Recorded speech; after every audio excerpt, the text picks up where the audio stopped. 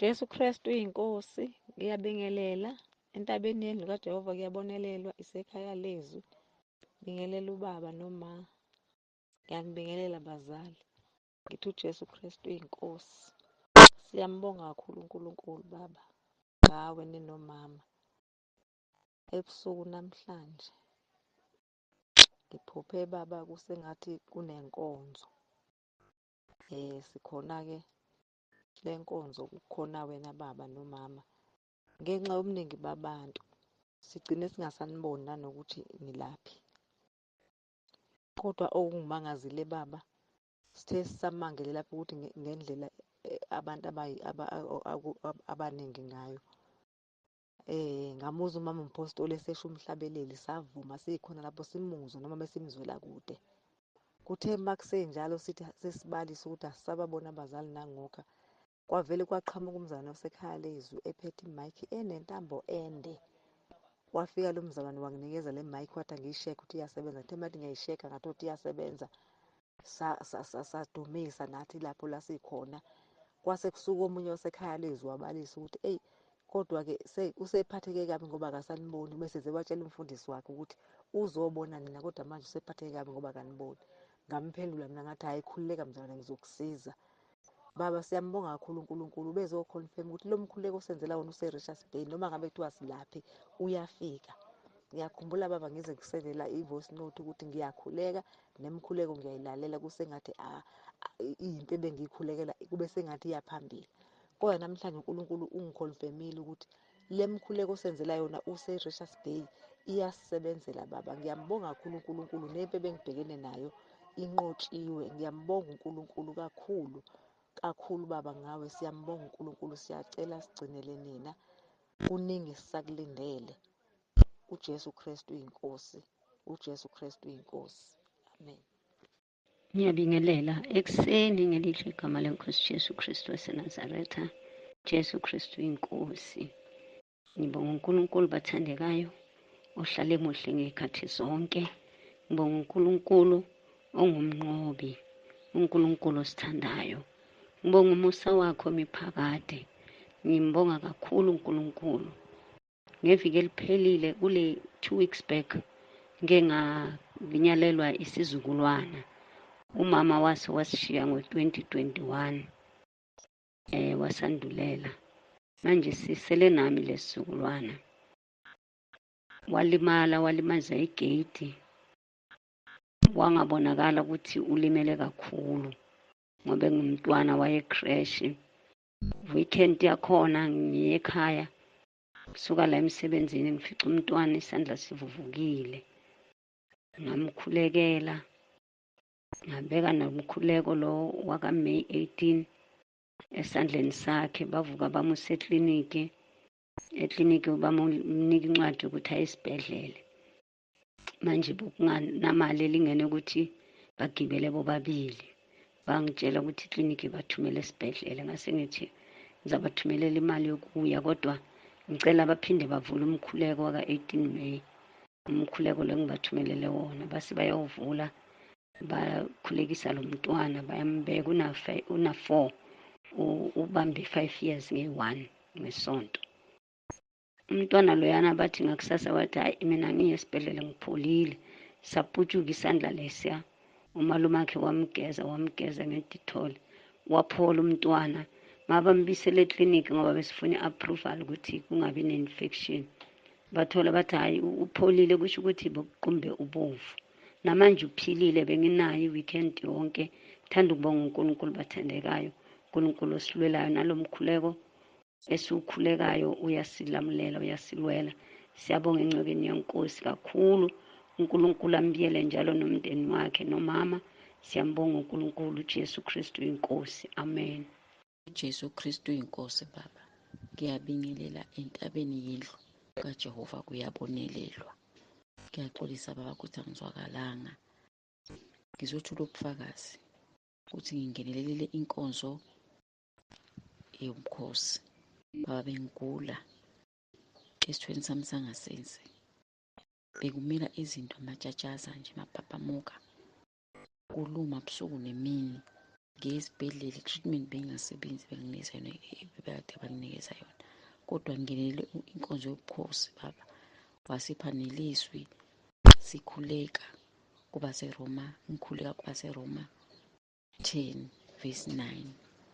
Baba, ngiyambonga uNkulunkulu, ngiyabonga Bwana umkhuleko wakho ukuthi uyasikhuthaza, uyasinakekela. Kuveza nekwasha baba, kwaphela konke, kwathi ngathi angikaze ngibe seyinhlungwini, kuvele nje kwanqamuka. uJesu Kristu uyinkosi baba. uJesu Kristu uyinkosi baba.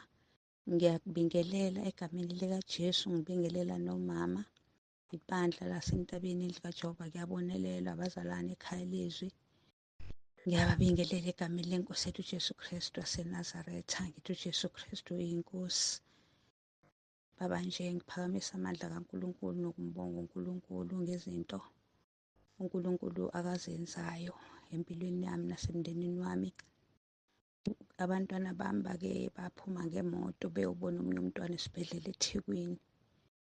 Mangabe sebebuya bacishe baba bahlangabezana nengozi endleleni. I-truck mayizothatha i-dry ivele iluze i-control iqonde kubona, baphaphalaze nabo ngemoto baze bayogibela phezu kwalama-poles ayellow abekiwe lapha ku-freeway njengoba kwenziwa umgwaqo.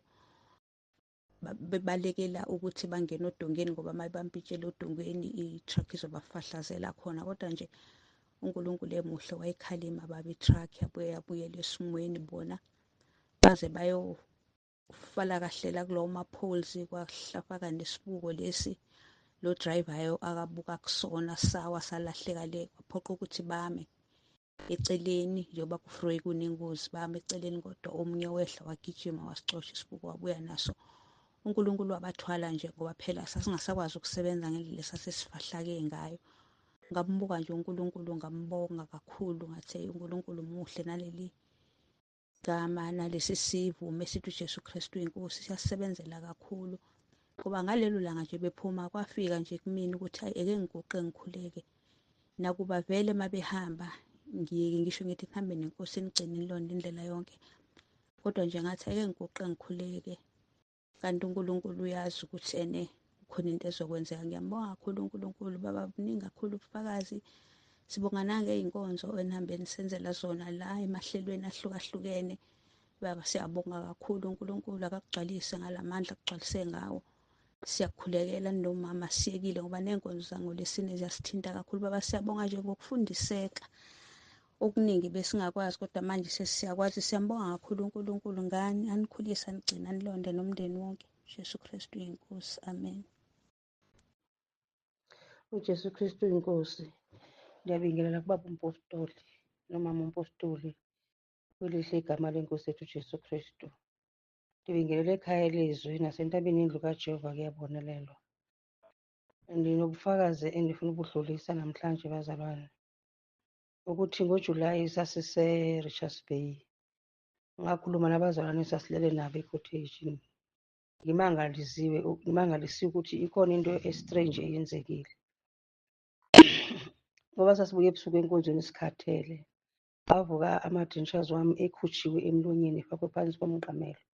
Abatshela abazalwane and kwakumele ethi hayi makhe ngilinde mhlambi inoba ndiwakhule ngemisteyiko, kodwa ndibangazama ukucabangisisa kahle. Cha, andizikhumbuli ngiwakhipha. Phindile last weekend bendise-Savannah Park kwabanye abazalwane bendi-invitwe khona. Kwenzeka the same thing, ngavuka ama-dentures ephansi komqamelo. Nakhona ndezi ukuthi ikhona into engekho right maqondana nama-dentures, kodwa mandibuyela emqondweni wami wenyama ndithi hayi, ngoba ayingeyogolide and awufakanga zinyo elinye ikhala, amazinyo afana namazinyo akho. Ngaqhubekeka abazalwane, kodwa ninayo le nto ethi baba ndifakazele ukuthi ngempela kurongo lokhu ngikwenzayo. Namhlanje ekuseni ngingena ku-YouTube, kunomzalwane lapho kuthiwa ngu-Enigma, uthunyelwe kubazalwane. Uzitsho zonke izinto engizaziyo nami bazalwane ukuthi azimele ukuthi sizenze. Okwami endikutholile ngama-dentures. Wathi uNkulunkulu ma ungafa noba yi-accident noba ugula noba yini, unama-dentures ngeke uze umbone uNkulunkulu. hhayi ndambona ukuthi uNkulunkulu ungithandile. Bendifuna isiqiniseko, hhayi ngoba ndinguThomas nje, ukuthi bendingafuni ukwenza into endingazukwazi ukuba nesiqiniseko sayo, ngoba uze waba nevesi elithi ukuba ilungu lakho lomzimba likuhlupha likhiphe. Ngalikhipha ke vele leli zinyo lingaphambili ngoba laliligolide. Ngathi xa ndizama ususa igolide kwacaca ukuthi nalo selirongo, seligrey. Lavele lalikhipha lonke. uNkulunkulu endisola ngezinyo legolide 2006. So manje bazalwane, endikudlulisayo la ukuthi ngiyambonga uNkulunkulu ngothando lwakhe engasilahleli izandla, sibekezelela endleleni, ngoba singabantu sihambe siqinisa amakhanda endleleni kaNkulunkulu. Ngiyamcela uNkulunkulu ukuthi angixolele kakhulu ngokudebesela ukwenza intando yakhe. Kusukela namhlanje nje izinyo angisazuphinde ndilifake, nala benze wafaka angisazuwafaka. Ngiyabonga kakhulu uNkulunkulu. uJesu Kristu inkosi. uJesu Kristu uyinkosi. Baba, ngiyabingelela ekuseni egameni lenkosi uJesu Kristu ophilayo. Ngibingelela abazalwane basekhaya lizwi nabazalwane basentabeni kaJehova. Kuyabonelelwa. Ngithe ngilalele baba le nkonzo yangeSunday lapho sowucela khona ukuthi bakuhlabelele icilongo number 79 ngihlanze emoyeni wami. So le nkonzo ngilalele ngeTuesday baba late sengene ey'nkubeni, sokusho ukuthi ngatholwa ubuthongo ngalala ngisayilalele, ngazophaphama uma sekuhlatshelelwa. Na ngithe uma ngiphaphama akuzwakalanga kuhlabelela abantu abasemhlabeni, but ngithe uma ngiphaphama kuke kwazwakala kuhlatshelelwa ezulwini, and indumiso yakhona ngayizwa imnandi. Lo mhlabelelo mase ngiphaphamile ngawuzwa umnandi ngoba besowuhlatshelelwa ezulwini. Mase ngivuka ngalala nginokwesaba nje, nginokwesaba uNkulunkulu. Mase ngivuka ekuseni baba ngiyaphinde ngayilalela le nkonzo cause ngizibonela ukuthi angiyiqedanga. Ngiyaphinde ngayilalela futhi. Mase ngiyilalela futhi iyaphinde iyangithinta lo mhlabelelo. Iwese kule phathi mase ningena nonke ningabazalwane nonke, olidayo naye sekangena wonke kulo mhlabelelo. Iyaphinde iyangithinta nje lo mhlabelelo, Nkosi yami. Sekuhlatshelelwa ezulwini, akusahlabeleli abantu basemhlabeni kodwa sekuhlatshelelwa ezulwini, indumiso yasezulwini. Siyambonga uNkulunkulu baba kakhulu ngale nkonzo, ibufakazi nje bobumnandi esiyobuzwa ekhaya ezulwini. Siyabonga uJesu Kristu inkosi.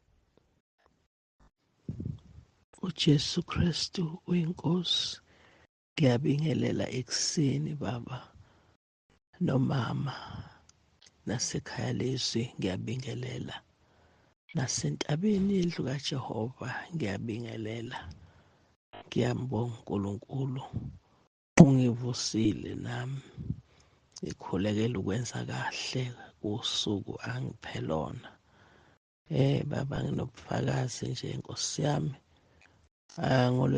Ngomsombuluko masiphuma emkhosini ekuseni, iphupho lami kuzosa kubo umsombuluko. Aphupha kunomzalwane eromeni yami engilala kuyo, eklina.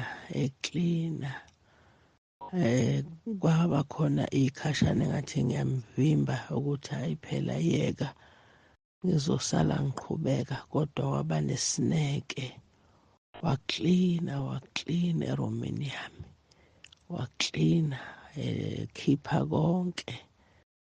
Ngase ngiyaphaphama.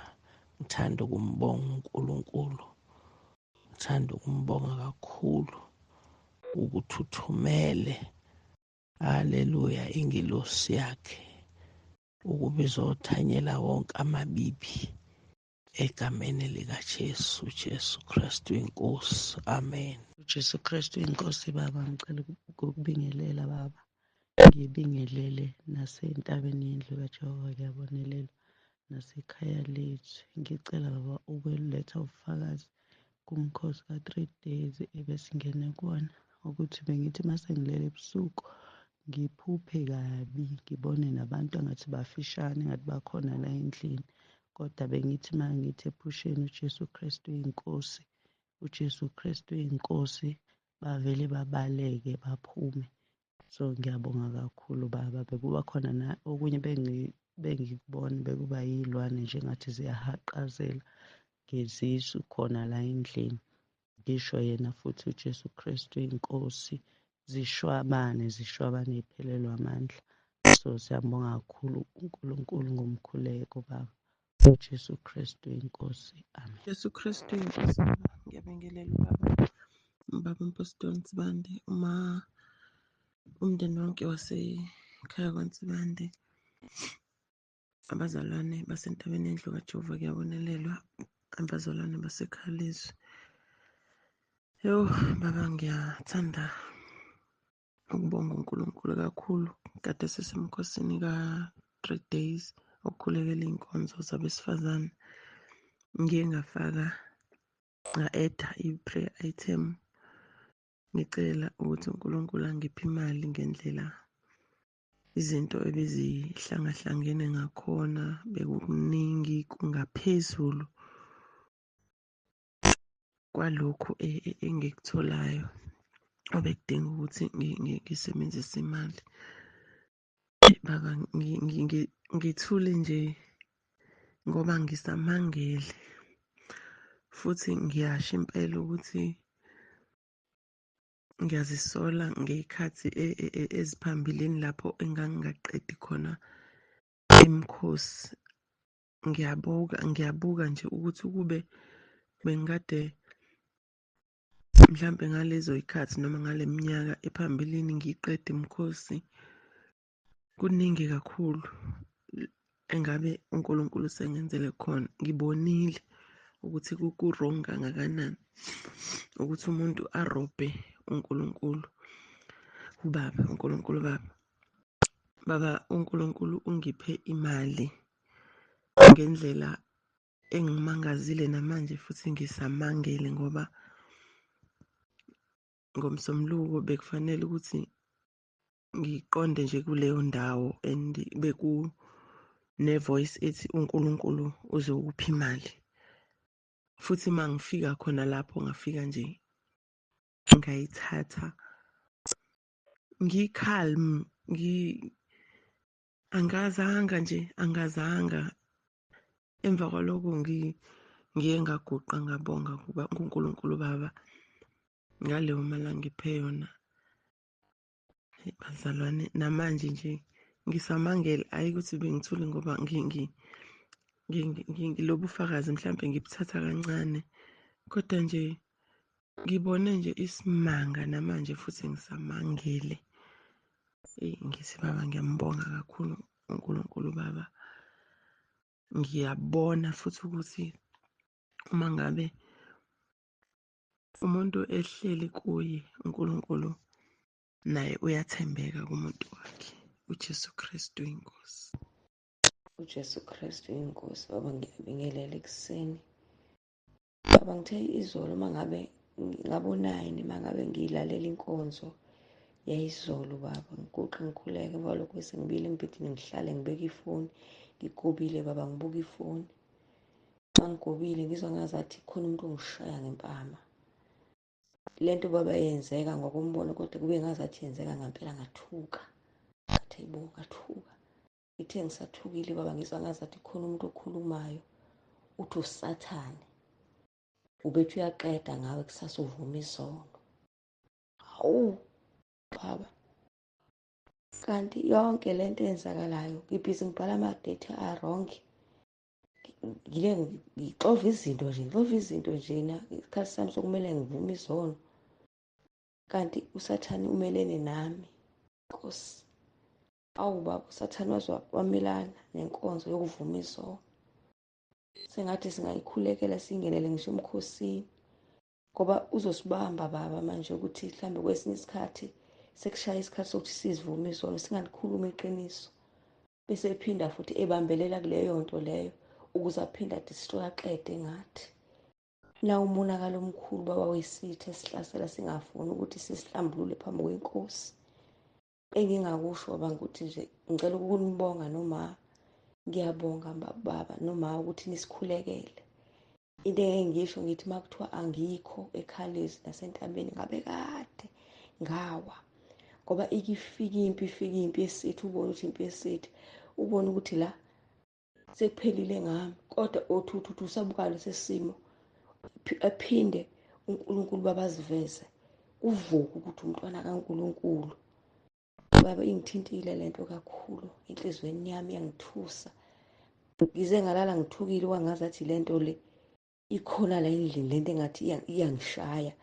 Ngathuka ngale ngithi uJesu Kristu inkosi, uJesu Kristu inkosi.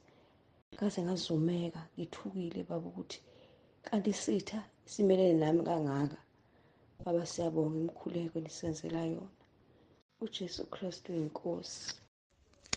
uJesu Kristu inkosi tata. Bendiyithule nalento ndisithi andizoyithetha, kodwa ndithe xa izolo xa ndimamele inkonzo yosuku uthetha ngomthandazo, ngokuphendulwa komthandazo entabeni yendlu kaJehova kuyabonelelwa, kwabe sekufika entliziyweni yam ukuthi mna ndithulele ntoni, kutheni ndithule, kodwa kukhona into endiyibonile ethethayo ngomthandazo. Ndibe nephupha apha tata, iphupha ingathi ndihamba nawe sivakashele kwenye inkonzo endingayaziyo. Xa sifika apha ngathi ke ngoku wena wandinika ithuba loba mandithandaze, ngathi ke ndathandaza, kodwa before ingathi bendithwele umnqwazi, ngathi ndathula umnqwazi kuqala ndathandaza. Ndithandaza ke ndime ngeenyawo, wonke umntu apha kule nkonzo ume ngeenyawo, ngoba xa kuthandazwa kule nkonzo ingathi kumiwa ngeenyawo. Ngoba ke thina sivakashile, ingathi mna ndaneentloni ke ngoku zokuguqa ndedwa apha. Ndathandaza ndime ngeenyawo ndagqiba. After ndigqibile ke ngoku kuthandaza, ndabona abantu bayagida, inkonzo iyaqhubeka. Kodwa xa ndijonga izinto apha enkonzweni ndiyabona inkonzo hayi akuhambi kakuhle kuyo tu, kodwa abantu abayiboni loo nto. Kodwa mna ndabe ndityiwa ngunembeza ke ngoku, ngoba ndithandaze ndingaguqanga. Yiloo nto izinto zingahambi kakuhle kule nkonzo, ngoba akange ndiguqe ngexesha bendithandaza. Kodwa bona abantu bona benkonzo bebengayiboni loo nto, bengayiqapheli, bayagida nje, bayadumisa. Mna ke ndityiwa ngunembeza ngoba kange ndiguqe. Yiloo nto izinto zingahambi kakuhle. Ndithi mandikuchaze ke oko tata, ngoba sendiye ndakukhumbula xa bendimamele inkonzo yakho yosuku yayizolo. Bendingaqondanga uba yinto ekufanele ndingayichaza kuwe, kodwa ke iye yavuka xa ndimamele laa nkonzo yosuku ubuthetha ngokuphendulwa komthandazo entabeni yendlu kaJehova kuyabonelelwa. Kwabe sekuvuka entliziyweni yam ukuthi uthuleleni wena Fuzile, kodwa uyabona, kodwa ikhona into oyibonile ethetha ngomthandazo. Yiloo nto ke ndithi mandiyichaze ke tata, ndiyaxolisa kakhulu. uJesu Kristu uyinkosi. Amen.